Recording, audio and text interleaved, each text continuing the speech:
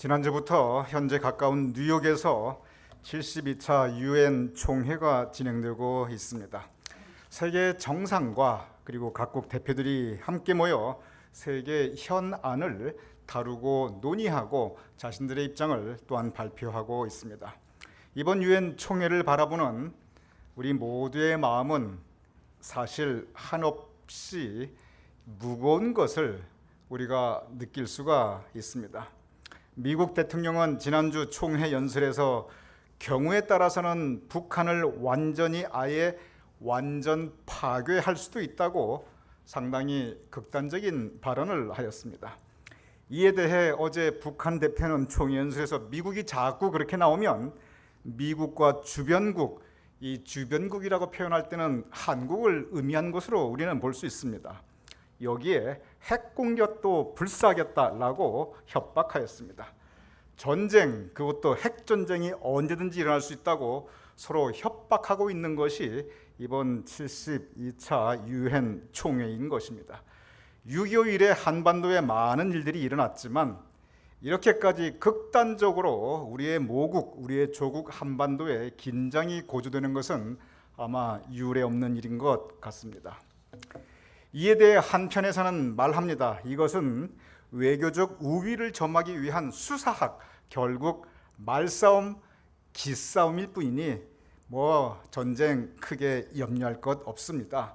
결국 자국의 이익 극대화를 위한 밀고 당기기의 게임인 것이니, 그러니 실제 전쟁이 일어날 가능성은 별로 없으니 염려할 것 없다라고 말하고 있습니다. 그리고 실제로 적지 않은 분들이 별 걱정 안 하고 태어난 것을 또한 우리는 보고 있습니다. 그러나 한편으로 6.25를 체험하신 분들, 특별히 6.25에 대해서 공부를 조금 깊이 해서 그 당시의 상황을 아시는 분들은 한반도의 이런 상황에서 전쟁이라는 것이 얼마나 무서운 것인가, 그리고 또 현재 이렇게 진행되는 극한 대결 앞에 만약에 무슨 일이 일어난다면 정말 어떠한 참상이 벌어질 것인가 하는 이 염려를 마음속에 가지고 있지 않을 수 없는 것이 오늘의 현 상황인 것입니다. 저는 이 주일 아침 이 거룩한 재단에서 지금 세상 돌아가고 있는 이야기를 하고자 하는 것이 이 말씀의 목적은 아닙니다. 그러나 적어도 믿는 사람으로서 이러한 시대, 이러한 현재 상황을 어떻게 우리가 신앙적으로 이해하고 또 이러한 시대 상황을 우리가 어떤 자세로 살아야 하는가, 바로 그 부분을 여러분과 함께 말씀 나누고자 합니다. 구약시대의 예언자들은 언제나 항상 이스라엘 백성들이 살아갔던 그 시대 상황에 관심을 가졌습니다. 그리고 그 시대 상황을 어떻게 믿는 사람들이 살아야 하는가, 이것이 바로 예언자들의 가르침의 핵심이었던 것입니다. 마찬가지입니다. 오늘 이러한 혼란한 시대 상황을, 그리고 이렇게 서로 극한 대결을 하고 있는 이 상황 속에서 우리 믿는 사람들이 어떠한 자세로, 어떠한 신앙의 눈을 가지고 살아야 하는가, 이것은 여러분과 저 우리 모두에게 주어진 신앙적 그리고 영적 과제인 것입니다. 그러한 우리에게 오늘의 본문 소돔과 고모라의 이야기는 이러한 시대 상황을 살아가는 우리에게 정말 커다란 교훈을 주고 있습니다. 오늘 본문의 배경인 소돔과 고모라 성서는, 그 성은 죄악으로 가득 찬 도시였다고 말씀하고 있습니다. 그런데 성경을 자세하게 읽어보면 오늘 본문이 지적하는 것은 소돔과 고모라가 얼마나 악한가, 무슨 죄를 지었는가, 여기에 성서에 가장 큰 초점과 관심이 있는 것은 아닙니다. 오늘 본문이 특별하게 제기하고 있는 한 가지 문제가 있습니다. 오늘 본문 창세기 18장 23절에 이렇게 기록되어 있습니다. 아브라함이 가까이 나가 이르되, 아브라함이 하나님께 바싹 당겨갔습니다. 그리고 하나님께 아주 전명적으로 이야기합니다. 주께서 의인과 악인을 함께 멸하러 하시나이까. 제가 다시 읽어보겠습니다. 아브라함이 가까이 나가 이르되 주께서 의인과 악인을 함께 멸하려 하시나이까. 소돔성, 그렇습니다. 죄로 가득 찬 도시입니다. 그 죄만을 보면 멸망받아 마땅한 도시입니다. 그런데 문제가 있습니다. 문제는 뭐냐면 그 성에 죄 없는 사람들, 힘없고 의지할 것 없는 사람들, 착하고 선하게 살고 있는 사람들, 그 사람들이 분명히 있는데 그 사람들까지 같이 죽어야 합니까? 이것이 아브라함이 제기하고 있는 문제입니다. 죽이려면, 그렇다면 마치 정밀 타격하듯이 악한 사람들만 쪽집게처럼 골라서 죽여야 하지 않습니까? 그렇게 소돔 전체를 확 멸망시켜 버리면 죄에 있는 사람들이야, 악인들이야 그렇다 치더라도 그 악인들 때문에 같이 죽어야 하는 그 죄 없고 힘 없고 약하고 그리고 선하고 착한 사람들은 어떻게 되는 겁니까? 너무 불쌍하지 않습니까? 그거 부당합니다. 이것이 바로 아브라함이 하나님께 제기하고 있는 문제입니다. 그러면서 아브라함이 하나님께 도전합니다. 그 성에 의인 50명이 있다면 하나님 어떻게 하시겠습니까? 그 50명 같이 죽게 할 수는 없지 않습니까? 하고 아브라함이 하나님께 정면으로 도전하고 있습니다. 저는 여러분과 함께 이 부분을 잠시 묵상해 보고자 합니다. 이 세상은, 여러분과 함께 살아가는 이 세상은, 그리고 인류가 살아온 이 세상은 언제나 의인과 악인이 공존하고 있습니다. 의인만 살고 있는 그런 공동체와 세상이 없고 악인만 살고 있는 그런 공동체와 국가가 없습니다. 어느 공동체이든지 어떤 삶의 자리이든지 어떤 역사 시대 상황이든지 언제나 의인과 악인은 함께 섞여 살았고 함께 공존하였습니다. 그래서 착하고 선하지만 힘없고 약한 사람들이 있고 반면에 악하고 독하지만 그러나 힘있고 강한 사람들이 언제나 있어 왔던 것입니다. 그런데 역사를 돌아보면 그 불행 중에 하나가 이 악한 사람들 때문에, 이 악한 일 하는 사람 때문에 선한 사람들도, 착한 사람들도, 힘없고 약한 사람들이 그냥 그 곁에 있다가 같이 화를 당하고 같이 죽게 되고 같이 고통당하게 되는 이 상황이 부지기수입니다. 가장 대표적인 것이 전쟁입니다. 전쟁은 물론 국가 간의 이해관계가 충돌하지만 주로 그 마음이 악하고 독한 사람들이 먼저 원인 제공을 하고 일으키게 됩니다. 그런데 그 전쟁 때문에 그 속에 죽어가는 사람들, 얼마나 많은 착하고 선한 사람들, 얼마나 많은 힘없고 약한 사람들이 부지기수로 죽어갔습니까? 바로 이 부분에 아브라함이 문제를 제기하고 있는 것입니다. 본문 창세기 18장 25절 이렇게 아브라함이 문제를 제기합니다. 의인을 악인과 함께 죽이심은 부당하니이다. 죽이려면 악인만 정밀하게 가십시오. 왜 의인을 같이 죽이십니까?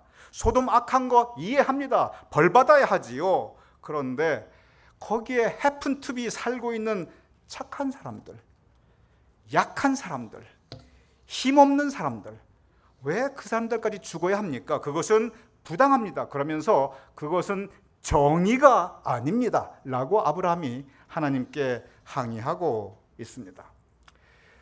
이 장면을 보면 아브라함이 아예 하나님께 대놓고 훈계하고 있습니다. 그거 그렇게 하면 안 됩니다. 그거 부당합니다. 그거 정의가 아닙니다. 그러면서 아브라함이 대안을 한 가지 제시합니다.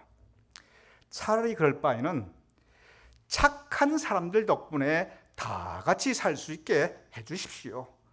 소돔성 악한 사람 벌 주는 것보다 하나님 다시 한번 생각해 보십시오. 그 착한 사람들, 죄 없는 사람이 있지 않습니까? 그 사람들 보호해 주시고 그냥 그 사람들 덕분에 다 같이 살 수 있게 해주십시오. 이것이 아브라함이 하나님께 제시하고 있는 다른 대안이었습니다. 이 흐름을 보면, 이 성경 말씀을 가만히 처음부터 논리적으로 따라가다 보면 아브라함이 상당히 설득력 있게 하나님 앞에 자신의 논리를 전개하고 있습니다. 하나님께서 이 아브라함의 논리에 동의하십니다. 그러면서 시작하는 대화가 바로 의인 50명입니다. 아브라함이 이야기합니다. 의인 50명만 있으면 다 살게 할 수 있습니까? 하나님께서 허락하십니다. 그렇게 하겠다.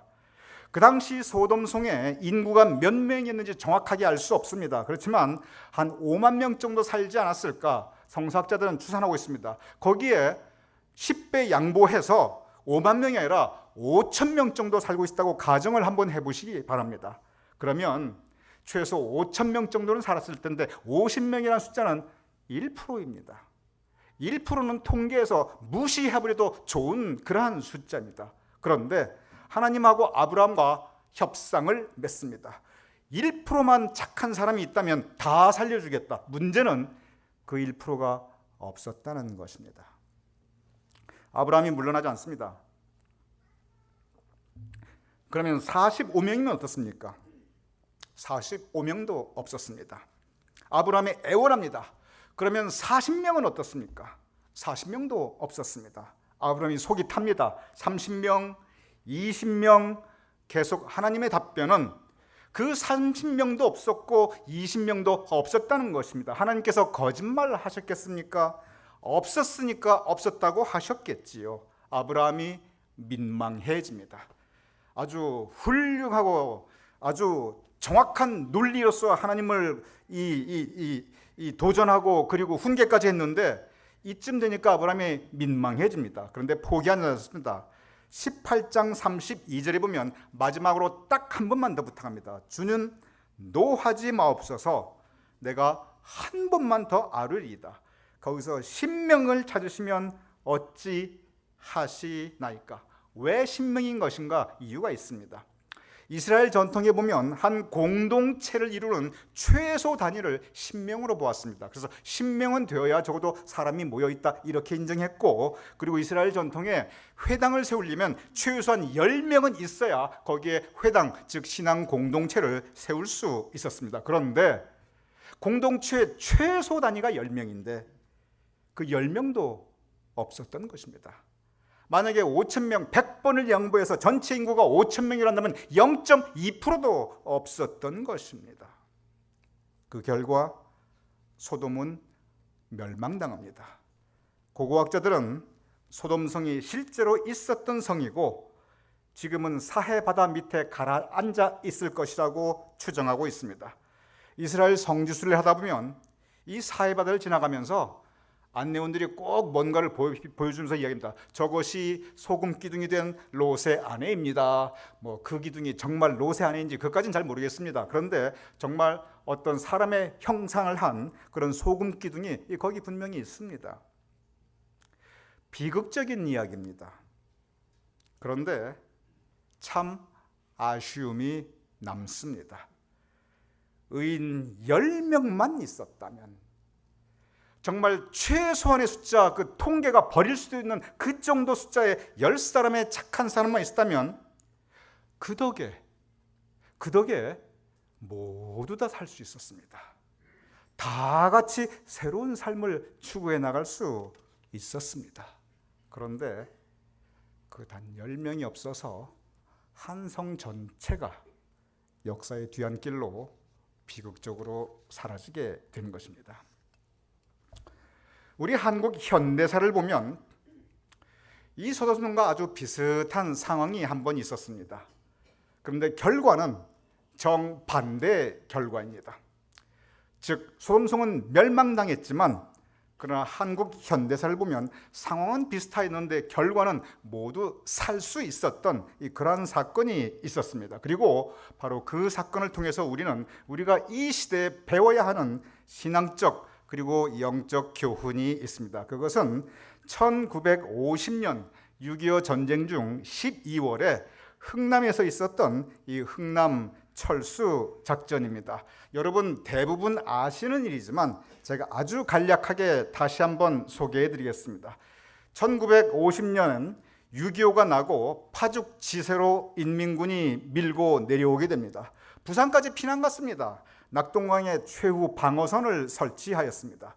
그리고 그 유명한 인천 상륙 작전이 1950년 9월에 있었습니다. 그리고 북진하여 가는데 중공군이 압록강을 넘어 인해전술로 남으로 쳐들어왔습니다. 그러한 상황 가운데 중공군의 이 미 해병대가 함흥 지역, 지금의 그 장진호, 너무나 유명한 장진호 전투, 바로 거기서 포위되었고, 그래서 육로로 탈출할 수 없으니 바다를 통해서 이 미군과 연합군, 한국군을 구해낸 그것이 바로 유명한 흥남 철수 작전입니다. 이때 미군과 그리고 국방군은 다 합쳐서 10만 명을 무사히 이 배로 구출해낸 세계 전사에 유례없는 사건이 바로 이 흥남 철수 작전입니다.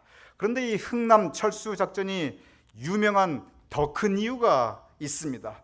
이 10만 명이 무사히 구출받은 것도 유례없는 일인데 더 유명한, 그리고 더 많이 이 관심 끌고 기록되는 것은 뭐냐면, 그때 당시에 10만 명의 피난민들이 함흥 부두에 있었는데 군인 10만 명과 더불어 민간인 9만 8천 명을 이 탈출 작전에 함께 포함시켜 성공했기 때문에 그렇습니다. 이러한 장면은 여러분 대부분이 보셨던 바로 그 국제시장이라고 하는 그 영화의 첫 부분에 아주 생생하게 묘사되어 있었습니다. 여러분, 그때 흥남 앞바다에 나와 있었던 그 피난민들을 한번 생각해 보시기 바랍니다. 멸망당할 직전입니다. 뒤에는 중공군이 있고 앞에는 흥남 앞바다 차가운 12월의 동해바다가 펼쳐 있습니다. 뒤로 가면 중공군 총에 맞아 죽고 앞으로 가면 차가운 흥남 앞바다 동해바다에 빠져 죽게 되었습니다. 마치 애굽을 탈출해 홍해바다 앞을 두고 있는 이스라엘 민족과 너무나 비슷합니다. 뒤에는 애굽군, 앞에는 홍해바다입니다. 뒤로 가면 애굽군의 칼에, 앞으로 가면 홍해바다에 빠져 죽을 수밖에 없는 것이 그 당시 이스라엘 민족의 절대절명의 순간이었습니다. 흥남 앞바다에 있었던 이 피난민들이 이보다 더하면 더했지 절대 못하지 않았습니다. 그런데 여러분이 보셨던 그 국제시장, 그 영화를 통해서 새롭게 조명되고 있는 한 가지 장면이 있습니다. 그것은 무엇이냐면 바로 현봉학 박사에 대한 이야기입니다. 여러분 사진 띄워주시기 바랍니다. 이렇게 아주 준수하게 잘생긴 아주 훌륭한 분이십니다. 이분이 당시 미군 군사 고문관이었고 그 당시 작전 책임자였던 미 10군단 사령관에게 계속 간청하고 또 간청합니다. 며칠을 들고 계속 찾아갑니다. 그냥 가면 저 사람들 저 다 죽습니다. 제발 살려주십시오. 저 사람들도 제발 태워주십시오. 사령관이 처음엔 냉담합니다. 이거 군사작전이다. 무슨 민간인이 포함되냐. 저 군인들 살리기도 바쁘다. 그런데 간청하고 또 간청한 끝에 사령관의 승낙을 받습니다. 그래서 10만 명이나 된 이 정확하게 9만 8천 명을 이제 수송하는 그 흥남 탈출 작전을 하게 됩니다. 여기까지는 많은 분들이 영화를 통해서도 대부분 알고 있는 사실입니다. 그런데 이 부분에 대해서 조금 더 우리가 깊게 생각할 부분이 있습니다. 이 현병학 박사라는 분이 어떤 분이냐면 이분 고향이 원래는 함흥 출신입니다. 그런데 이분이 원래 이 목사의 아들로 태어나서 아주 어렸을 때부터 독실한 기독교인으로 자라게 됩니다. 아버지가 목사이니 뭐 당연히 그랬겠지요. 그러면서 늘 어려운 사람들 몸에 자라면서 이 현병원 박사가 내가 크면 의사가 되어야지. 그래서 실제로 커서 세브란스 의전, 지금의 연세대학교 의과대학에 입학하게 됩니다. 그러면서 그때 당시에 참 많은 미국 선교사들이 한국 위해서 정말 큰일을 많이 했습니다. 그런데 이 현봉학 박사가 미국 선교사의 도움을 받아가지고 미국으로 버지니아대로 리치몬드로 유학에 오게 됩니다. 그래서 언제나 이 미국 선교사에 대한 고마움을 가지고 있고 또 그분이 쓴 책을 보면은 현봉학과 흥남철수 이 책을 1999년에 썼는데 아무도 관심 가져주지 않았어요. 영화가 대단하더라고요. 이 영화가 나오니까 이게 갑자기 그냥 센세이션을 일으키게 됐습니다. 그래서 이분이 이제 유학 와서 세브란스 의전에 가서 그때만 해도 생소하였던 임상병리학과를 신설하고 그리고 그런 차에 바로 6.25가 터졌고 그리고 통역관이 필요하던 미군의 필요에 의해서 군사고문관, 통역 담당으로 일을 하게 되었던 것입니다. 그런데 이분이 이제 고향이 함흥이다 보니까 함흥과 흥남이 가깝다 보니까 근방의 상황을 너무나 잘 알고 있었습니다. 그 흥남 부대에 나와 있던 피난분들의 적지 않은 분들이 어떤 분들이었냐면 바로 기독교인들이었습니다. 왜냐하면 기독교인들은 그때 당시 공산군이 쳐들어오면 그대로 죽는다는 것을 너무나 잘 알고 있었기 때문에 그랬습니다. 그리고 이 현봉학 박사도 그것을 너무나 잘 알고 있었습니다. 아브라함이 하나님께 간청하고 또 간청했듯이 매달리고 또 매달렸듯이 이 현봉옥 박사가 사령관인 알몬드 존에게 계속 매달립니다. 그리고 마침내 그 허락을 얻어내고 그리고 10만 피난민을 살려주고 그래서 연세학교 의대에서 불과 2년 전에 이 워낙 유명해지니까 이 사진에 보듯이 이 서울역 앞에 있는 그 연세 그 빌딩 앞에 저렇게 현봉학 박사의 동상을 멋있게 세워줍니다. 그런데 여기서 우리가 한 가지 또 잊지 말아야 될 일이 어떤 일이 있으냐면 이 현봉학 박사 때문에 10만 이 함흥 이 흥남 피난민들이 살았던 거 절대 아닙니다. 물론 가장 큰 공을 세웠지요. 그런데 실제로 피난민들을 실어 날랐던 것은 그것은 적지 않은 배들이 군함이 아니라 상선이었습니다. 즉 직접 군 당국의 명령을 받는 군함이 아니라 자발적으로 참여한 그런 상선들이 일본에서 오고 부산에서 오고 곳곳에서 왔습니다. 그 중에 가장 대표적인 배가 메르디스 빅토리 호인데 바로 이 배의 선장이 라누 선장이란 분입니다. 이분이 아주 독실한 기독교인입니다. 신실한 믿음을 가지고 있는 분이었습니다. 이분이 원래 부산에 있었습니다. 그런데 곧바로 흥남으로 배를 몰고 달려옵니다. 그때 그 배에 300톤의 항공유가 있었는데 이거 폭탄 떨어지면 한꺼번에 다 죽는 그러한 입장이었습니다. 그런데 믿는 사람으로서 크리스찬으로서 저렇게 불쌍한 사람들 보고 그냥 도저히 갈 수 없다. 목숨 걸고 태울 만큼 다 태워라. 라누 선장이 그렇게 명령하였습니다. 그래서 14,500명이나 태웠고 이것이 인류 역사상 한 배 최대 피난물 기록으로 기네스북에 올랐습니다. 그래서 거제도까지 잘 무사히 모셔다 드렸던 것입니다. 이 라누 선장이 얼마나 믿음이 컸냐면 이 일 후에 미국으로 들어와서 다시 배를 타지 않고 캐톨릭 수도원으로 들어갑니다. 그래서 여기서 멀지 않은 그 뉴저지에 있는 한 수도원 베네딕토 수도원에서 평생을 수도소에 있다가 거기서 이제 이 세상을 떠나게 됩니다. 오늘 추재욱 장로께서 기도하시면서 긍휼, 컴패션이라고 말씀하셨습니다. 긍휼이 영어로 컴패션인데 이 컴패션이 무슨 뜻이냐면 컴이라고는 접두어와 패션이라고 하는 그 어근이 합친 겁니다. 컴이라는 것은 together, 같이. 패션은 패션 오브 크라이스트, 예수 그리스도의 순환, 그렇처럼 패션은 여기서의 패션은 고통을 의미하고 있습니다. 즉 긍휼은 무엇이냐면 불쌍히 여기는 마음 그것도 있지만 같이, 함께, 패션, 고통, 아픔, 즉 함께 고통을 나누고 함께 아픔을 나누는 그 행동, 그 삶의 모습, 그것이 바로 긍휼, 컴패션인 것입니다. 라누 선장 절대 그럴 필요 없었습니다. 할 말 얼마든지 많았습니다. 나갈 길도 많다. 그 사람들 배 태워주면 그 뱃삭은 누가 줄 거냐? 내 여기 300톤의 기름인데 그 폭파당하면 다 죽으면 누가 책임질 거냐? 그런데 라누 선장은 저 불쌍한 사람들의 고통 우리 함께 하자. 우리 돕자. 아무것도 바라지 않고 그 믿음을 가지고 그 불쌍한 그 흥남 사람들을 구하기 위하여 거기까지 갔던 것입니다. 저는 이 사건을 보면서 생각해 봅니다. 그 시대의 의인 10명은 누구였던가? 그 의지할 곳 없는 흥남 부대에 나와 있었던 그 피난민들 10만 명을 구한, 다 같이 살게 한 의인 10명만 있었으면 소돔성이 다 살았는데 흥남의 경우는 그 모든 사람을 다 살린 그 의인 10명은 누군가? 먼저 우리는 현봉옥 박사를 생각할 수 있습니다. 아브라함이 하나님께 간구하듯이 그는 계속 간구하였습니다. 그가 기도하지 않았겠습니까? 하나님께 기도하고 또 기도하였고 그의 자리에서, 그의 삶의 자리에서 그가 할 수 있는 최선을 다하였던 것입니다. 라누 선장 또 다른 의인입니다.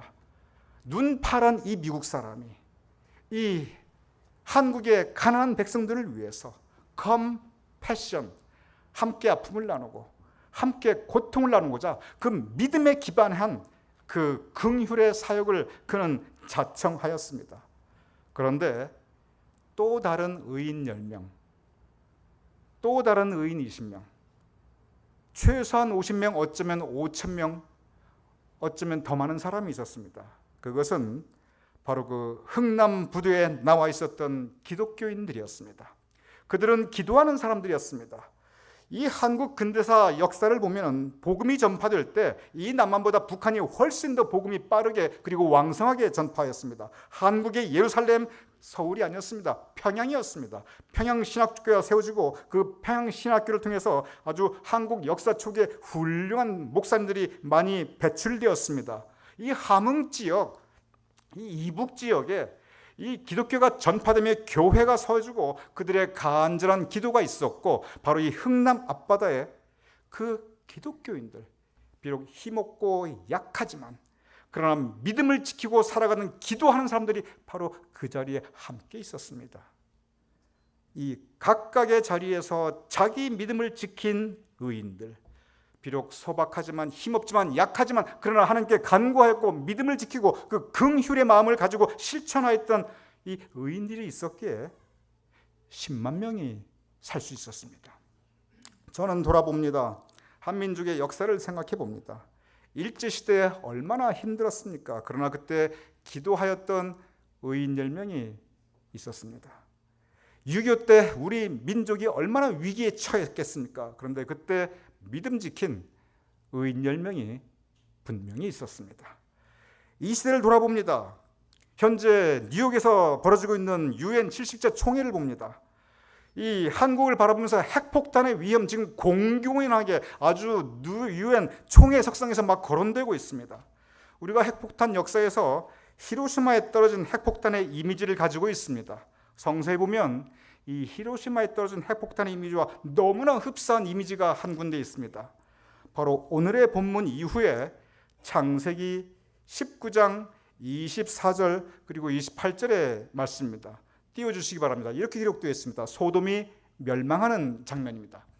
여호와께서 하늘 곧 여호와께로부터 유황과 불을 소돔과 고모로에 비같이 내리사 그 성들과 온 들과 성에 거주하는 모든 백성과 땅에 난 것을 다 엎어 멸하셨더라. 그리고 28절 소돔과 고모라와 그 온 지역을 향하여 눈을 들어 연기가 옹기가마의 연기같이 치솟음을 보았더라. 즉 멀리서 저 소돔과 고모라를 보니 이 연기가 치솟아 하늘로 올라가는데 이 옹기가마처럼 버섯 구순처럼 올라갔다는 장면이라는 것입니다.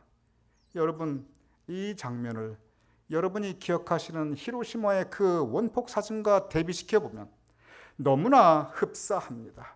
바로 그러한 때 창세기 18장 32절에 바로 그 직전에 아브라함은 하나님께 이렇게 아뢰고 있습니다. 아브라함이 또 이르되 주는 노하지 마옵소서. 내가 이번만 더 아뢰리이다. 거기서 10명 단 10명만 찾으시면 어찌하려 하시나이까. 이르시되 내가 10명으로 인하여 멸하지 아니하리라. 이 시대의 의인으로 살아간다는 것, 그것은 믿음 지키며 살아가는 것입니다. 이 시대의 의인 10명으로 살아간다는 것, 그것은 긍휼한 마음을 가지고 살아가는 것입니다. 이 시대의 의인 10명으로 살아간다는 것, 악조건 가운데서도 기도를 쉬지 않는 바로 그 믿는 사람의 자세로 살아간다는 것입니다. 현동학 박사 의인 10명 중에 한 사람이었습니다. 그는 간구하고 또 간구하였으며 그의 긍휼한 마음, 바로 흥남 앞바다에 있는 그 사람들에 대한 긍휼한 마음을 그는 그치지 않고 기도하고 간구하였습니다. 라루 선장 이 시대의 의인 10명이었습니다. 그는 컴패션, 아픔과 고통을 함께 나누고자 하였습니다. 흥남 앞바다에 있던 그 크리스찬들, 이름 없고 빛도 없고 힘없고 약했던 그 기독교인들, 그들은 의인 10명이었습니다. 하나님께서 그들의 기도를 들어 응답하신 것이라고 저는 믿고 있습니다. 이 시대의 의인 10명, 저와 여러분이 되어야 합니다. 우리가 함께 더 간구하고 기도해야 합니다. 조국을 위해 기도해야 되고 인류 공동체를 위해 기도해야 되고 이 땅의 평화와 그리고 정의를 위해요. 하나님께 간구하고 또 간구해야 합니다. 이 시대에 우리들 긍휼의 마음을 가지고 함께 타인의 아픔을 함께 나누어지고 함께 컴패션, 고통을 함께 짐지는 그러한 마음 우리가 동참해야 됩니다. 이 시대의 의인, 흥남 부대에 있던 그 힘없고 외로웠던 그 기독교들처럼 상황이 비록 어렵다 할지라도 믿음 붙잡고 기도줄 놓지 않고 하나님께 의지해야 합니다. 그럴 때 바로 여러분과 저 비록 소박하나마 우리를 통해서 하나님께서 이 시대를 지켜주시고 한국 땅을 지켜주시고 그리고 우리 모두 인류 공동체가 하나님의 나라가 될 수 있도록 지켜주실 것을 우리는 믿게 됩니다. 이러한 의인 열명의 삶, 저와 여러분의 삶이 될 수 있기를 주님의 이름으로 축원합니다.